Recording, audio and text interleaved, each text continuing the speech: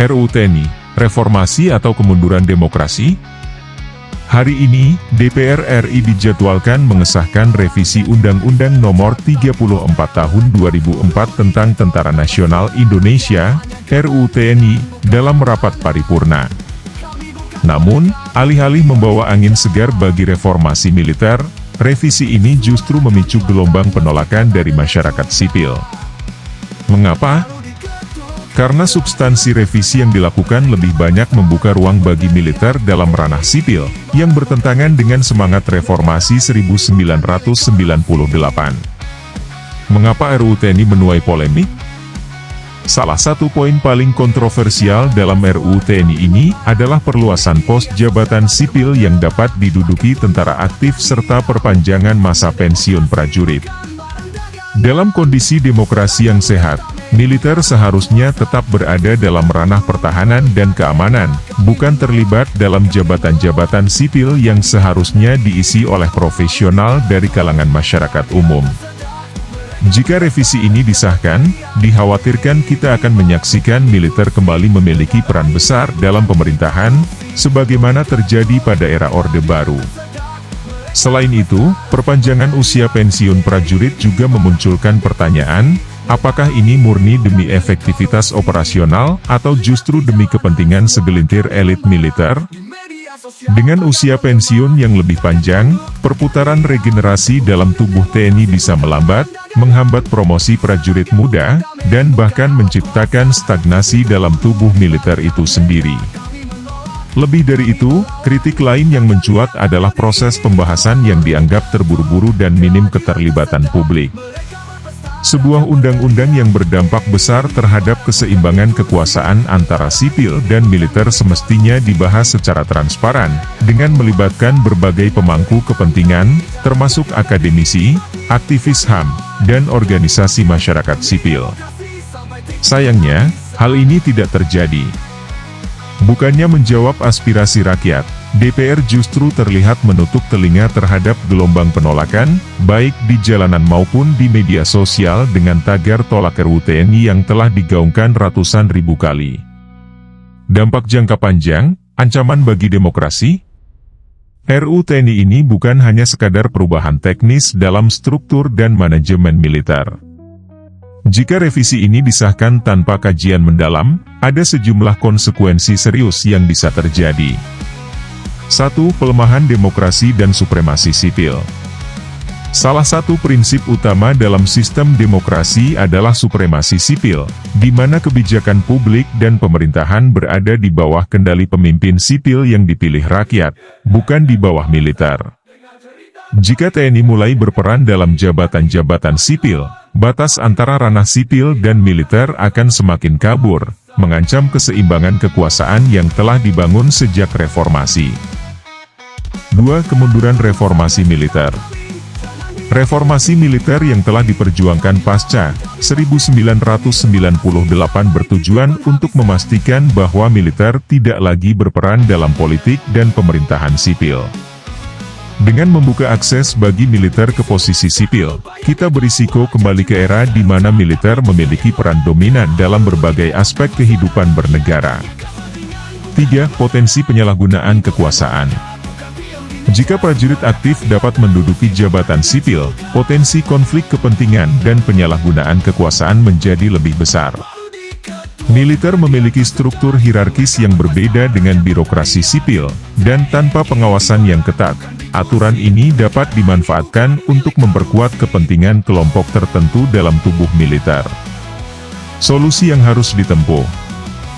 Mengingat besarnya dampak yang dapat ditimbulkan oleh RUU TNI ini, pemerintah dan DPR harus mengambil langkah-langkah konkret untuk memastikan bahwa revisi ini tidak mengancam prinsip demokrasi yang telah kita bangun bersama. Beberapa langkah solutif yang dapat diambil antara lain. 1. Menunda pengesahan dan membuka ruang dialog. Pengesahan RUU ini sebaiknya ditunda hingga ada kajian yang lebih komprehensif dan melibatkan lebih banyak pemangku kepentingan. Dialog terbuka harus dilakukan untuk memastikan bahwa setiap revisi yang dibuat benar-benar diperlukan dan tidak bertentangan dengan prinsip demokrasi. 2. Memastikan transparansi dalam proses legislasi. Setiap tahap pembahasan harus dilakukan secara transparan, dengan memberikan akses kepada publik untuk memahami isi revisi serta memberikan masukan yang berarti. Tidak boleh ada pasal yang disisipkan secara diam-diam tanpa pengawasan publik. 3. Mengutamakan supremasi sipil dalam pengambilan keputusan.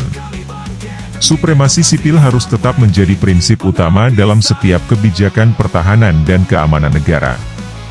TNI harus tetap fokus pada tugas utamanya dalam menjaga kedaulatan negara, sementara jabatan-jabatan sipil tetap diisi oleh profesional dari kalangan masyarakat umum. 4. Mengevaluasi kembali perpanjangan masa pensiun prajurit. Pemerintah harus menjelaskan dengan transparan alasan perpanjangan masa pensiun prajurit dan memastikan bahwa kebijakan ini tidak hanya menguntungkan segelintir elit, tetapi benar-benar untuk kepentingan pertahanan negara yang lebih baik. Kesimpulan, RUU TNI adalah ujian bagi demokrasi. RUU TNI ini adalah ujian bagi demokrasi kita. Apakah kita akan membiarkan roda sejarah berputar mundur, atau tetap berpegang teguh pada reformasi? Jawabannya ada pada rakyat, yang terus menyuarakan kritik dan perlawanan. Jangan biarkan demokrasi kita dikerdilkan oleh kepentingan segelintir elit. Sebagai bangsa yang telah melalui perjalanan panjang reformasi, kita tidak boleh membiarkan kembalinya militerisme dalam ranah sipil. Rakyat berhak atas pemerintahan yang transparan, demokratis, dan akuntabel. Jika suara rakyat terus diabaikan, bukan tidak mungkin gelombang perlawanan akan semakin membesar. Saatnya DPR dan pemerintah membuka mata dan mendengar aspirasi rakyat, sebelum terlambat. Ditulis oleh Hengki Tamando Sihotang.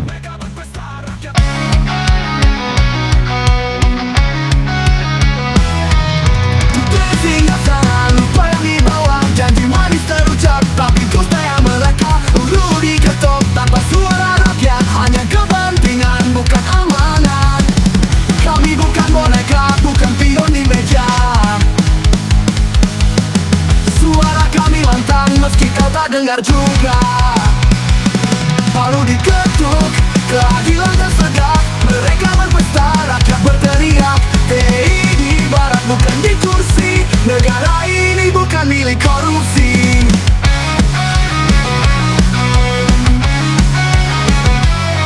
Lihat di jalanan suara kami membara, di media sosial tagar menggema. Takkan tunduk, takkan diam, hukum dan demokrasi bukan barang dagangan. Seragam bukan tameng, bukan alat kuasa, revisi terburu di balik agenda. Kami menolak, kami melawan, takkan biarkan negeri ini ditawan. Palu diketuk, keadilan tersedak, mereka berpesta, rakyat berteriak.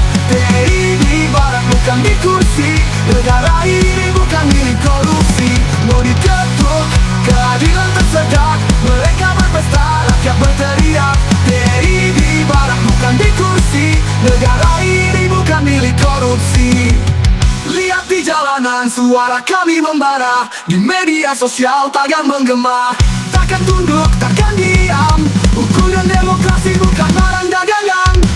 Seragam bukan tameng, bukan alat kuasa, revisi terburu di balik agenda. Kami menolak, kami melawan, takkan biarkan negeri ini dikawal. Baru diketuk, keadilan tersedak, mereka berpesta, rakyat berteriak. TNI di barat bukan di kursi, negara ini bukan milik korupsi.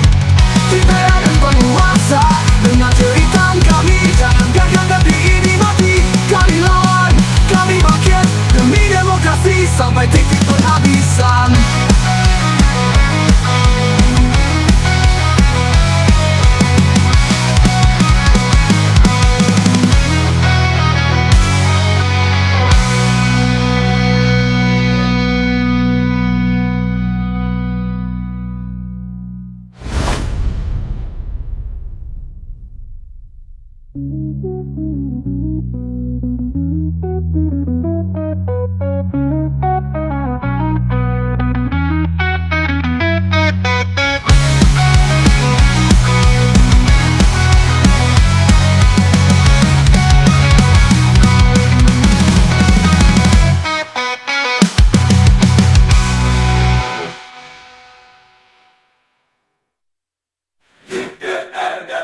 bangsa. Dengan jeritan kami, jangan biarkan negeri ini mati.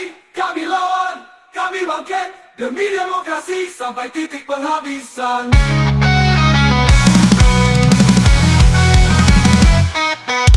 Terlalu penguasa dan jeritan kami, jangan biarkan negeri ini mati. Kami lawan, kami bangkit demi demokrasi sampai titik penghabisan.